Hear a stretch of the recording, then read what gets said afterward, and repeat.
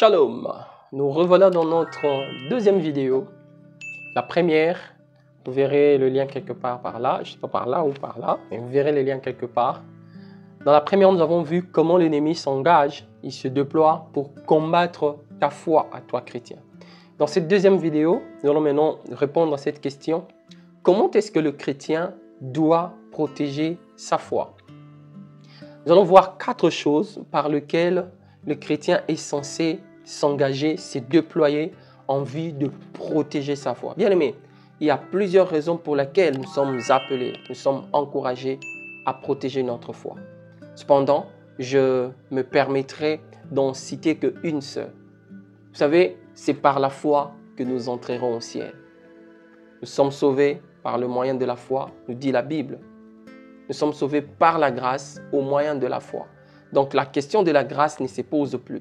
Tout est question maintenant à ce point de comment tu interagis avec la grâce. Or, c'est par la foi que l'on est sauvé. Voilà la raison pour laquelle on est censé, on est invité à veiller sur notre foi, à la protéger. Installez-vous donc confortablement bien pour qu'ensemble nous puissions voir par 4 points comment un chrétien doit protéger sa foi. La première des choses à faire, c'est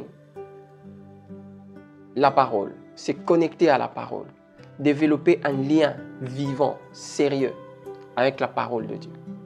Voilà la première des choses à faire si vous voulez protéger individuellement votre foi. Cela n'est possible que par la parole.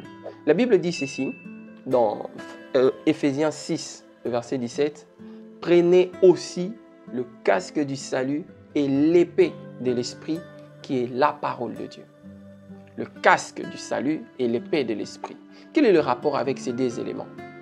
Le rapport avec ces deux éléments, c'est le fait que, d'abord, l'épée image la parole et le casque qui vient couvrir la tête, où les pensées se tournent, où les pensées se conçoivent, image l'impact de la connaissance de la parole.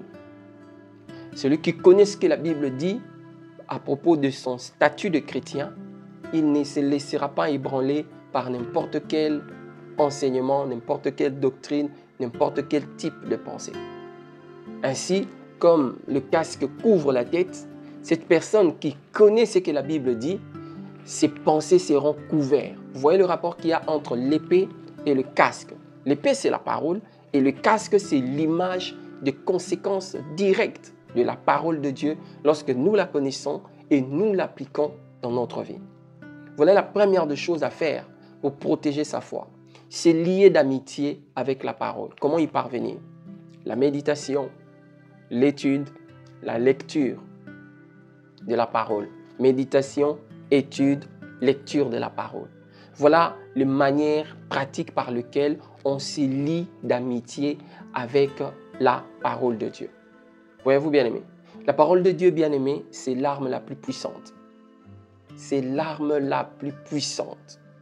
La plus puissante contre toutes sortes d'attaques, spécialement ici contre toutes sortes d'attaques de Satan. Jésus, quand il était en train de se préparer pour le ministère et que le diable est venu le combattre, contre quoi il s'est appuyé, il s'est tenu contre Satan? C'était avec la parole. Voyez-vous? Si vous analysez, vous vous rendrez compte que Jésus n'a pas utilisé autre chose. Il n'a été que dans « il est écrit », il est aussi écrit, il est encore écrit. Voilà la première des choses à faire pour combattre contre l'ennemi qui vient attaquer notre foi. La deuxième des choses à faire, bien aimé, comment un chrétien doit conserver, protéger sa foi contre les attaques de Satan, c'est par la prière. C'est par la prière. C'est par la prière. Bien aimé, j'aime un verset de la Bible dans Éphésiens. Puisque là, je ne lis que Éphésiens. Dans Éphésiens 6, comme on a lu dans le premier point, mais cette fois-ci, le verset 17. On dit « Faites en tout temps par l'Esprit toutes sortes de prières. » Je répète, « Faites en tout temps par l'Esprit toutes sortes de prières et de supplications.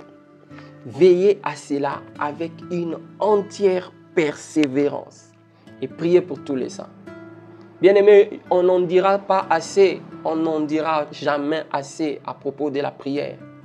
La prière le matin, à midi, le soir. La prière comme état d'esprit.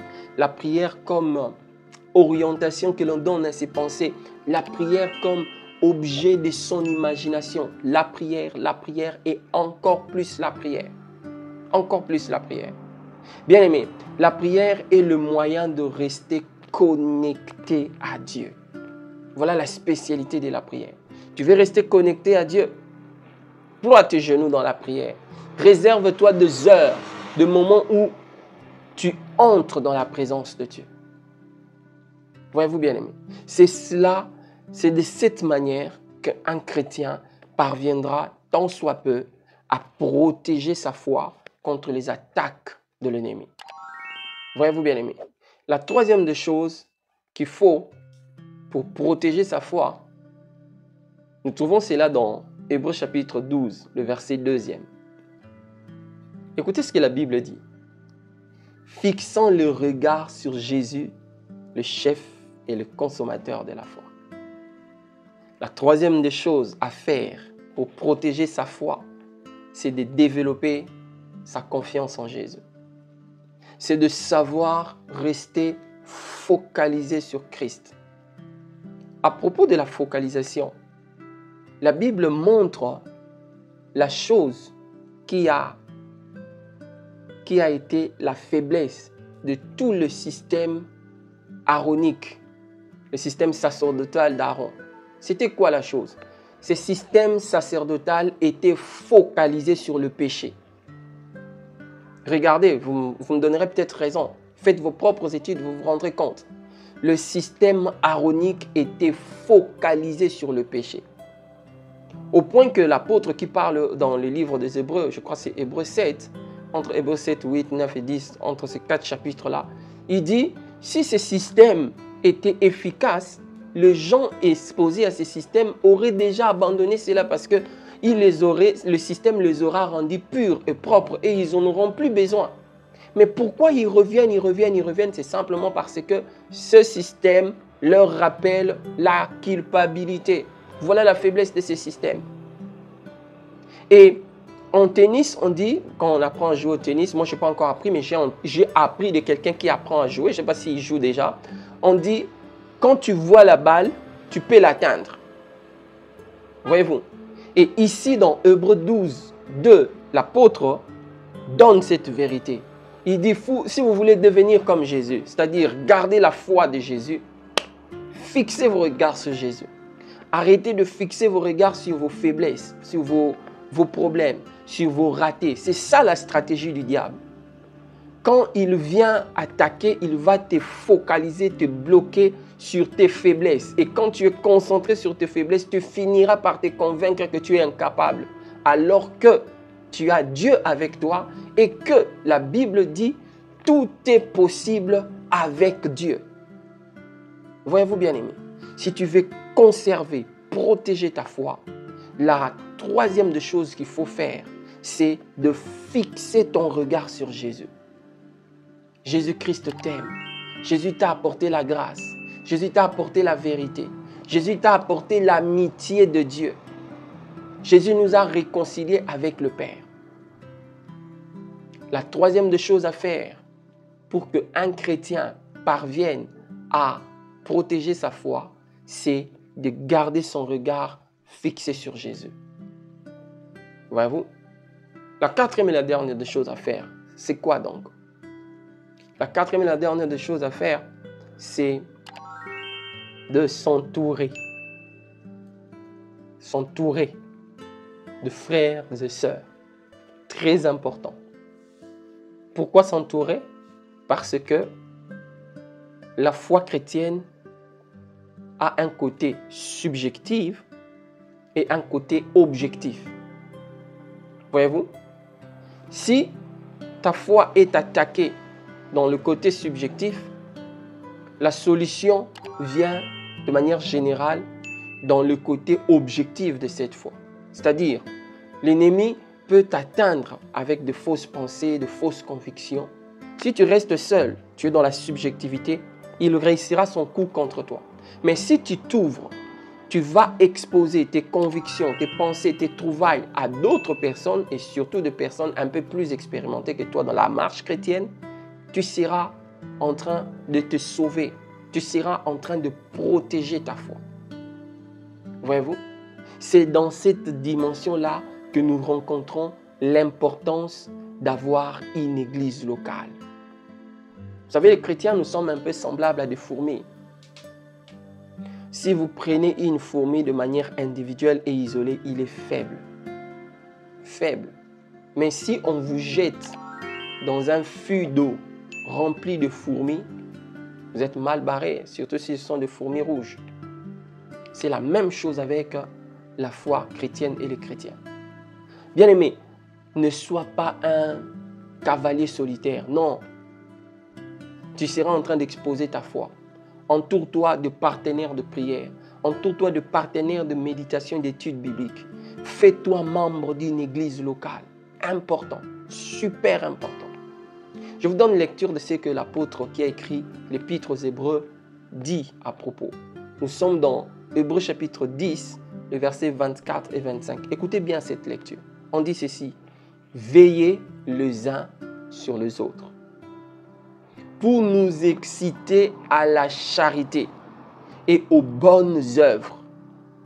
N'abandonnons pas notre assemblée comme c'est la coutume de quelques-uns, mais exhortons-nous réciproquement, et cela d'autant plus que vous voyez s'approcher le jour.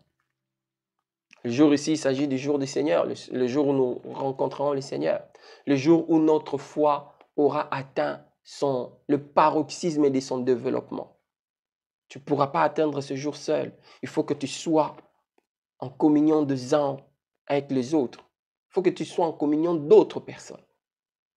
Bien-aimé, voilà 4 choses qu'un chrétien peut faire sur l'échelle individuelle afin de combattre et de protéger sa foi. Je vous prie de faire ceci, liker, de partager aussi. Si vous n'êtes pas encore abonné, abonnez-vous, cela nous encourage. Nous voulons que cette communauté, la Croix Ma Vie, puisse s'accroître, atteindre de millions et de millions de personnes. Nous croyons que cela est possible par votre engagement à partager, à liker et à commenter. S'il y a des questions, laissez aussi vos questions sur la barre de commentaires. Cette barre est faite uniquement pour cela. Le bon commentaire et les questions qui édifient les autres. Que le Seigneur vous bénisse encore une fois de plus. Shalom, shalom, shalom dans vos maisons.